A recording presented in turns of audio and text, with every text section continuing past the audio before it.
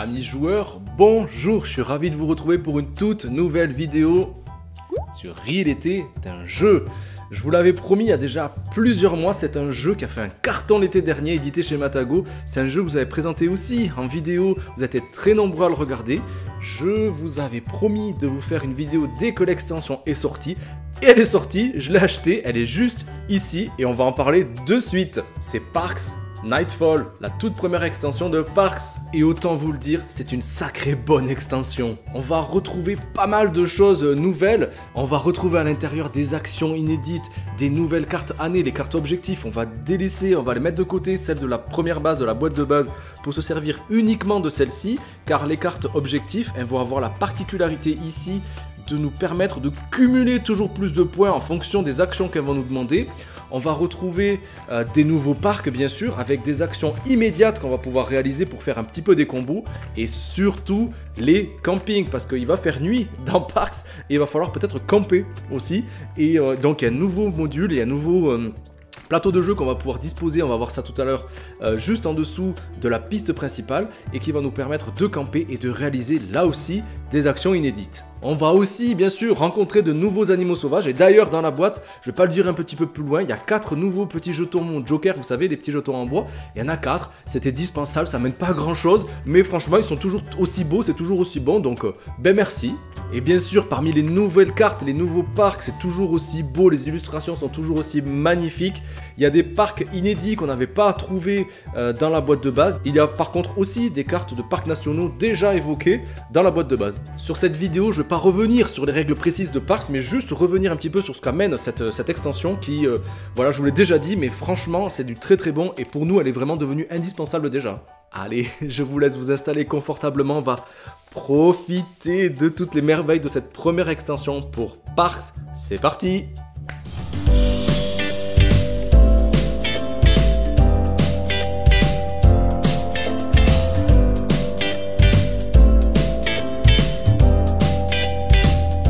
On va le voir ensemble, il n'y a pas énormément de modifications au niveau des règles par rapport à la boîte de base, mais on va ajouter quand même pas mal d'éléments pendant la mise en place, et on va débuter par ceci. Déjà, on va ajouter les parcs Nightfall aux parcs déjà présents dans la boîte initiale, mais je vous le conseille, mais c'est aussi conseillé dans une toute petite partie du livre de règles, pour une variante avec un peu plus de challenge, de combos et d'actions, je vous conseille de combiner les 24 cartes de cette extension avec 24 cartes parcs choisies au hasard dans le jeu de base. Et en faisant cela, on se retrouvera donc avec la moitié des cartes qu'on va pouvoir rencontrer pendant notre partie qui vont disposer maintenant d'une action immédiate, ce qui va être symbolisé par cet éclair et qui va nous permettre de réaliser des actions tout simplement immédiatement juste après avoir visité ce parc. Ce pourrait être de visiter un nouveau parc en payant évidemment son coût en ressources, récupérer un équipement gratuitement ou bien encore faire des photographies en se défaussant des ressources nécessaires. Avant de commencer la partie, chaque joueur va immédiatement récupérer un jeton animal sauvage. Après avoir installé le parcours comme d'habitude, on va maintenant pouvoir placer le nouveau plateau camping sous la tuile début de parcours. Et pour des parties à 4 joueurs ou plus, il y a un plateau adéquat, symbolisé par cette icône sur la face verso de ce plateau. On peut maintenant rassembler les tuiles camping et attention pour une partie à 5 joueurs, n'oubliez pas de prendre également la tuile avec ce symbole 5+ en bas à droite. Par contre, à moins de 5 joueurs, on pourra la ranger dans la boîte, elle ne sera pas utilisée.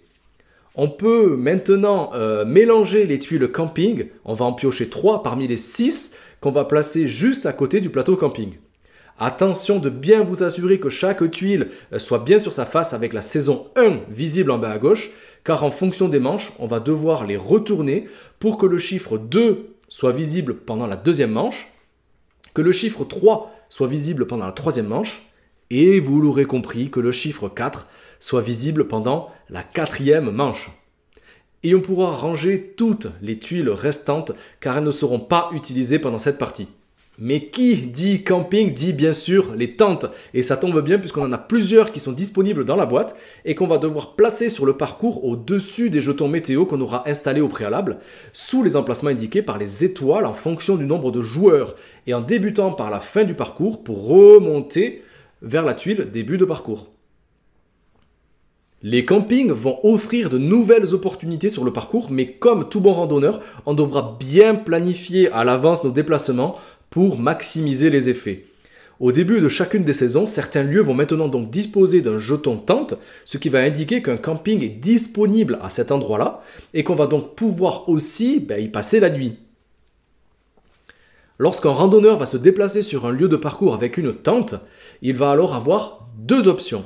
Soit il pourra visiter le lieu comme d'habitude, y réaliser l'action et récupérer le jeton météo s'il y en avait un, ou bien il pourra aussi maintenant récupérer la tente sur ce lieu où il s'est déplacé, placer ce jeton sur une tuile camping disponible pour réaliser l'action associée. Attention, je tiens à vous le signaler vraiment, car on s'est trompé quand même plusieurs fois au cours de nos premières parties. Si on décide de récupérer le jeton tente et de faire une action sur une tuile camping, on ne récupère pas le jeton météo s'il était encore présent. Vous voilà prévenu. Voyons un peu les nouvelles actions que ces nouvelles tuiles camping vont pouvoir nous donner pendant la partie. On pourrait échanger une ressource de montagne ou de forêt contre beaucoup plus de ressources. Et en retournant cette tuile, on pourra cette fois-ci échanger une ressource adéquate pour prendre une photo. On pourra aussi échanger une ressource d'eau ou de soleil pour gagner un animal sauvage qui, je vous le rappelle, font office de joker. On pourra aussi, et là c'est vraiment intéressant, piocher une gourde et gagner une pluie. Mais aussi la possibilité de vider toutes les pluies de nos gourdes pour les disposer dans notre propre réserve. Cette action-là aussi est inédite car elle nous permettra de défausser une de nos cartes équipement ou année sous le paquet adéquat, puis de choisir entre piocher la première carte année ou équipement du paquet, ou bien de récupérer n'importe quelle carte équipement disponible sur le plateau. Et si on retourne cette tuile, on a une nouvelle action là aussi qui va nous demander de défausser du soleil pour pouvoir recycler les 3 cartes équipement disponibles sur le plateau par 3 nouvelles cartes. On pourra ensuite choisir une de ces nouvelles cartes équipement disponibles ou bien piocher la première carte au hasard du paquet équipement gratuitement. On a ensuite cette tuile qui va nous permettre de 3 choses. 1. De gagner une pluie. 2. De réserver un parc. Et 3. De rallumer notre feu de camp. Et si on la retourne, ça sera la même chose, mais cette fois-ci en gagnant non pas une pluie, mais un soleil. Mais si vous avez été attentif à l'iconographie de cette tuile, vous avez probablement remarqué que cette tuile ne sera disponible que pour les parties à 5 joueurs. A noter que si un randonneur se trouve sur un lieu où se trouve une tente, le joueur actif pourra toujours se déplacer sur ce même lieu en utilisant comme toujours son feu de camp. Le joueur pourra alors choisir soit d'effectuer l'action du lieu ou d'utiliser la tente pour camper. Autre grosse particularité, et cette fois-ci ça concerne les cartes années. Car en fait, les cartes années initiales de la boîte de base, elles ne seront pas utilisées dans cette extension, car la nouvelle boîte, l'extension, comporte ses propres cartes années, avec beaucoup plus de challenges, et qui vont surtout nous permettre d'accumuler des points en fonction des objectifs qui seront demandés. Car désormais, tous les objectifs pourront être marqués plusieurs fois. Donc plus on va en accomplir, et plus on va marquer de points. Et en plus, on va maintenant pouvoir aussi récupérer des nouvelles cartes objectifs au fur et à mesure de la partie. Il n'y a donc plus de limite au nombre de cartes années qu'un joueur pourrait avoir. Mais attention, car si un joueur possède plusieurs exemplaires de la même carte, il ne marquera les points que pour une seule de ces cartes. Mais on pourra tout aussi tenter d'échanger une de ces cartes en utilisant une des actions du camping. Ainsi, par exemple, avec la carte voyageur, je vais marquer un point pour chaque ensemble de ressources sur tous mes parcs. Si je termine, disons par exemple, la partie avec 4 soleils, 6 pluies, 10 montagnes et 7 forêts sur mes parcs visités, je vais donc marquer 4 points. Mais là aussi, attention, car toutes les ressources qui seront présentes à droite du symbole éclair ne seront pas comptabilisées pour nos cartes objectifs. Mais pour bien débuter la partie, chaque joueur va recevoir 2 cartes années, en choisir une seule et défausser l'autre sous le paquet qui forme maintenant la pioche. Voilà, vous savez déjà presque tout sur cette magnifique extension et vous avez toutes les cartes en main pour bien débuter une partie. Bon, comme je vous l'ai dit dans l'introduction, on va pas y passer par 4 chemins. Cette extension, elle est devenue indispensable et incontournable pour notre jeu Parks. Les parties, elles sont beaucoup plus dynamiques, ne serait-ce que déjà avec toutes les nouveautés que le jeu amène, les nouveaux objectifs, les nouvelles cartes avec leurs bonus immédiats, les campings aussi, donc plus de choix, plus de tactique, plus de dynamique aussi, parce qu'on va pouvoir un petit peu comboter, c'est pas un jeu de combo de dingue, mais on va un petit peu réfléchir, attends je vais faire ci en premier, puis je vais tenter de faire ceci en deuxième, etc. Et de ça de manière beaucoup plus fluide que le jeu auparavant, il y a beaucoup plus de rejouabilité, les tuiles, il y en a 6, on va en utiliser que 3 à chaque partie, en tout cas pour les campings, donc ça aussi, leur côté recto-verso, ça va amener toujours plus de rejouabilité et ça c'est vraiment plaisant, c'est ce que je reprochais un petit peu à Parks, premier du nom, j'adore ce jeu vraiment, mais c'est vrai qu'on tourne un petit peu en rond, les mécaniques c'était du déjà vu, c'était un petit peu, peut-être tout à la même chose, en tout cas c'était ce qui lui était reproché initialement, et bien ici, bravo les gars, vous avez un petit peu déjoué tout ce qu'on avait pu dire là-dessus. Et là, on ressent vraiment que nos choix sont vraiment déterminants pour notre victoire finale. Tant il y a de nombreux choix à faire, il va falloir faire le choix le plus exact. En tout cas, celui qui va nous ramener le plus de points, pas perdre de temps dans notre course au point.